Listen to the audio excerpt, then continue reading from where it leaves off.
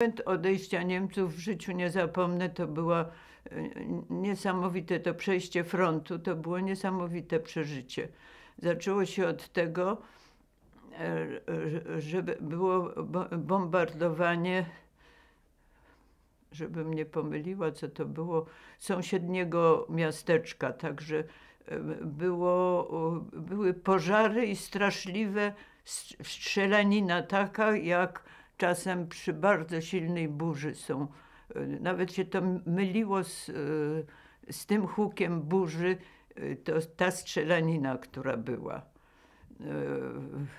Ponieważ wiedzieliśmy się, co się dzieje, że to armia radziecka nadchodzi, nie rozbieraliśmy się do snu, spaliśmy w ubraniach, w pełni gotowi na ewentualną ucieczkę, czy nie wiadomo co.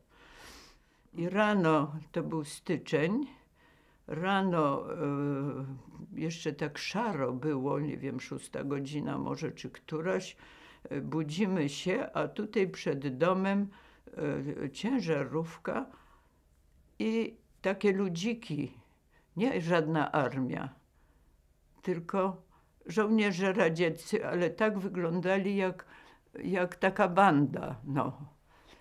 I przychodzili do domu i wchodzili tak jakby do muzeum, chodzili po wszystkich pokojach. Myśmy siedzieli cicho patrząc na to,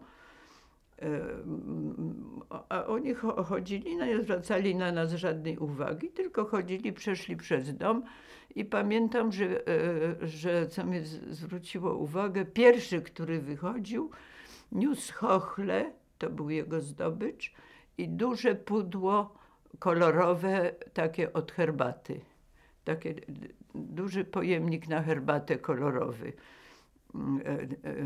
to wyniósł.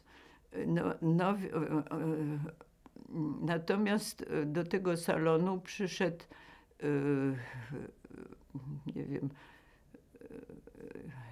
jakiś, ktoś, kto szerzył propagandę, nie wiem jak go nazwać, i rozmawiał z moją ciotką Marysią Turno. Tam jej opowiadał o wyższości komunizmu nad wszystkim innym. No i taka była dyskusja przy oknie w salonie. A drugi w randze chyba pułkownika z karabinem chodził po domu i mówił, że tu będzie kwaterunek, przyjedzie generał, będzie tutaj mieszkał i trzeba przygotować dla niego kwaterę, które meble, gdzie, w jakim pokoju chodził i zarządzał w taki sposób. Z tym, tak trzymał w ręku, nie wiem jak to nazwać, pistolet czy karabin. Natomiast nie wiem, czy tego dnia, czy następnego, ale bardzo niedługo, też rano, może to było następnego dnia, puka ktoś do drzwi, otwieramy, pamiętam, że byłam przy tym obecna.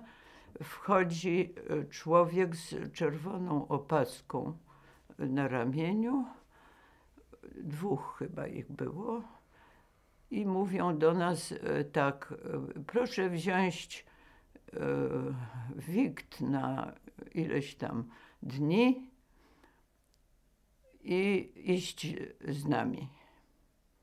No to zrobił się wielki lament. Przyszły starsze panie, bo ja tam byłam młodzieżówką. Przyszła moja ciotka, przyszła kuzynka pani Włodkowej, bo pani Włodkowa z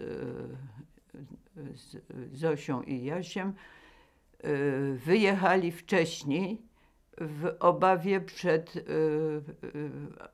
przyjściem bolszewików, jako właściciele tej posesji, prawda? Wyjechali. I myśmy tam zostali jako ci bieżeńcy. No i te panie mówią do tego człowieka, który nas chciał gdzieś wywozić. On pewno myślał, że my to jesteśmy ci ziemianie miejscowi, których trzeba teraz nie wiem co. mówią, my tu jesteśmy azylanci, my tutaj właścicieli nie ma, pouciekali, my tu jesteśmy sami. I wyszedł, nie wiem, czy to nie był brat Jasia Kierzynowskiego. W każdym razie ktoś z rodziny Włodków, młody człowiek, taki akurat w sile wieku, bardzo pewny siebie, wyszedł i mówi: co? Parcelacja będzie? To ja jestem od parcelacji. Ja jestem od parcelacji. Może był geodetą czy coś, to nie wiem.